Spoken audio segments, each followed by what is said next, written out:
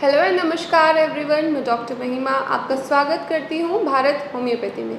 आज हम बात करेंगे नेफ्रोटिक सिंड्रोम के बारे में कि नेफ्रोटिक सिंड्रोम से रिलेटेड एक पेशेंट में क्या सिम्टम दिखते हैं और कैसे आप नेफ्रोटिक सिंड्रोम को, अगर आपको नेफ्रोटिक सिंड्रोम हुआ है तो आप उसको कैसे प्रिवेंट कर सकते हो और क्या क्या प्रिकॉशन आप यूज़ कर सकते हो कि आपकी जो किडनी है वो सही से प्रॉपरली फंक्शन करती रहे और आप हेल्दी रहो। तो फर्स्ट ऑफ ऑल मैं आपको बताती हूँ कि नेफ्रोटिक सिंड्रोम एक किडनी का सिंड्रोम होता है जिसमें प्रोटीन लॉस होने लगता है यूरिन में। अगर यूरिन में प्रोटीन लॉस बहुत ज़्यादा होने लगेगा तो हमारे जो ब्लड में सर्कुलेशन हो रहा है, ब्लड में प्रोटीन की जो मात्रा है वो कम होती जाती है।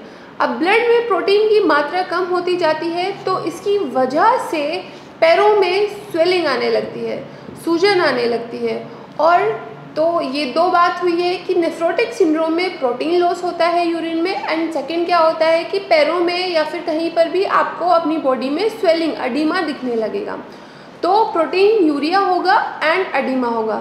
थर्ड थिंग क्या हो सकती है कि जब अगर आपकी बॉडी में प्रोटीन लॉस हो रहा है तो आपकी बॉडी में कॉपिंग मैकेनिज़्म होती है कि अगर कुछ चीज़ें कम हो रही है, बॉडी में प्रोटीन की बहुत ज़रूरत होती है, अगर प्रोटीन नहीं है, लॉस हो रही है उसकी, तो बॉडी में ब्लड में कोलेस्ट्रॉल का डिपोजिशन होने लगता है।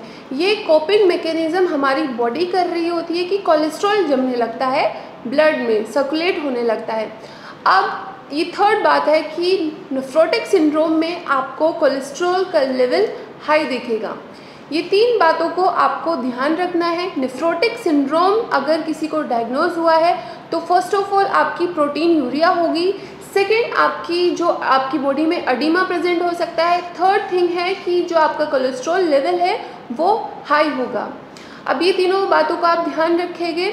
अब बात करते हैं कि ऐसा क्या हम प्रिवेंशन कर सकते हैं कि जो आपकी जो बॉडी में फंक्शन हो रहे हैं या फिर किडनी का जो फंक्शन है आपका वो प्रॉपर रहे और आपको ज़्यादा दिक्कतें इसमें महसूस नहीं हो, क्योंकि ये आपकी बहुत सारी डिजीज़ को या फिर किडनी को आपकी हैम्पर कर सकता है उसका फंक्शन।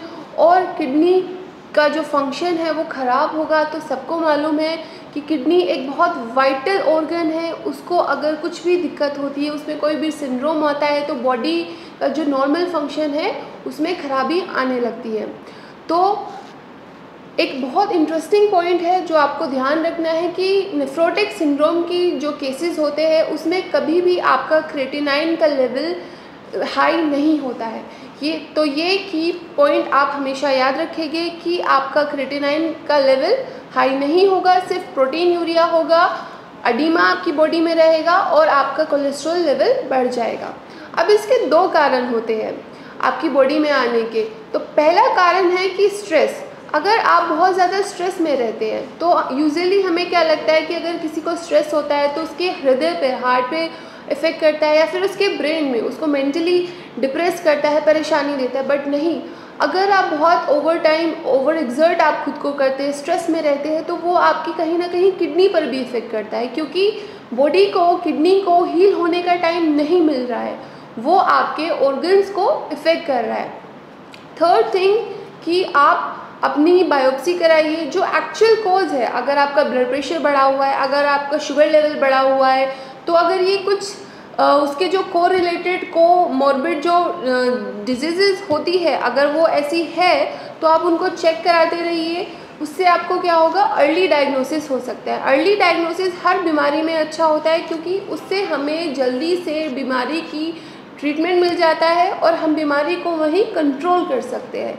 तो आप अपनी जो बॉडी में सिम्टम आ रहे हैं उसको जांच कराइए, उसकी पहचानिए, अपने जो लक्षण हैं आप खुद से पहचानिए, क्योंकि मैं आपको अपनी पहली वीडियोस में भी किडनी के कुछ लक्षण बता चुकी हूँ और आज भी जो मैंने आपको लक्षण बताए हैं, तो इन लक्षणों को पहचानिए, अवेयरनेस रखिए कि आपकी बॉडी में क्या हो रहा है, क्या आपको सिम्टम आ रहे हैं, रिलेट कीजिए और अर्ली डायग्नोसिस से, अर्ली ट्रीटमेंट से अपनी बॉडी में जो फेटल डिजीज़ आने वाली है फ्यूचर में, उसको आप खुद से बचाव कर सकते हैं।